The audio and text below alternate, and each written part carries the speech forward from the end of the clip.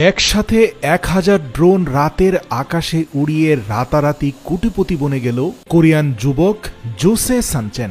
আসলে সবাই ড্রোন উড়ায় মজা নেয়ার জন্য, ভিডিও করার জন্য, অথচ এই ড্রোন প্রেমী যুবক দেখিয়ে দিল কিভাবে ১০০০ ড্রোন উড়িয়ে রাতের আকাশে এক এরিয়াল নাইট শো করা যায়। ২০২৫ সালের ৩১ ডিসেম্বর রাতে সে সিওলের আকাশে এমন কিছু দেখালো যা অবাক করেছে সবাইকে।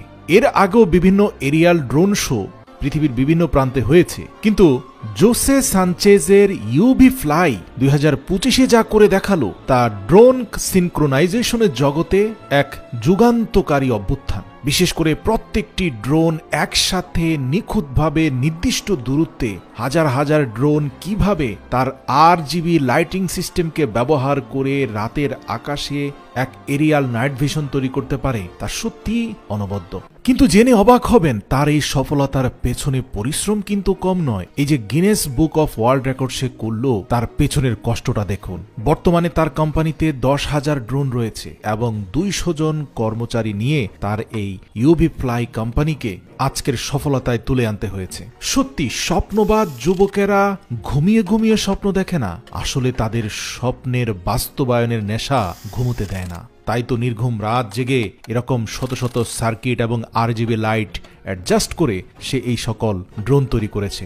এই যে দেখুন একসাথে RGB লাইটগুলো কিভাবে জ্বলে উঠছে খাঁচের মধ্যে। এই খাঁচ থেকে চূড়ান্ত টেস্ট সম্পন্ন হয়েছে। শুধু যে লাইটগুলো টেস্ট তা নয়, ব্যাটারি টেস্ট, সিনক্রোনাইজিং টেস্ট, মানে হচ্ছে এই যে একসাথে ৫-১০ হাজার ড্রোন আকাশে উড়বে, একটার থেকে অন্যটার দূরত্ব যেন সবসময় একই থাকে, একটার সাথে আরেকটা যেন লেগে না যায়। প্রশ্ন হলো যদি ঝড় তুফান আসে, তীব্র বেগে বাতাস আসে, তখন কি হবে? তাই তো একটা টর্নেডো যত দ্রুত বাতাস ছাড়তে পারে তার থেকে ৩ গুণ বেশি বাতাস কৃত্রিমভাবে তৈরি করে ড্রোন বরাবর মেরে দেখলো নির্দিষ্ট দূরত্বে ড্রোনটা টিকে থাকতে পারে কিনা। ইউভি ফ্লাই তার নিজস্ব সফটওয়্যারে প্রতিটি ড্রোনকে নির্ভুলভাবে পরিচালিত করে। এটি এতটাই শক্তিশালী যে আপনার চোখের সামনে যে কোনো আকৃতি তৈরি করতে পারে।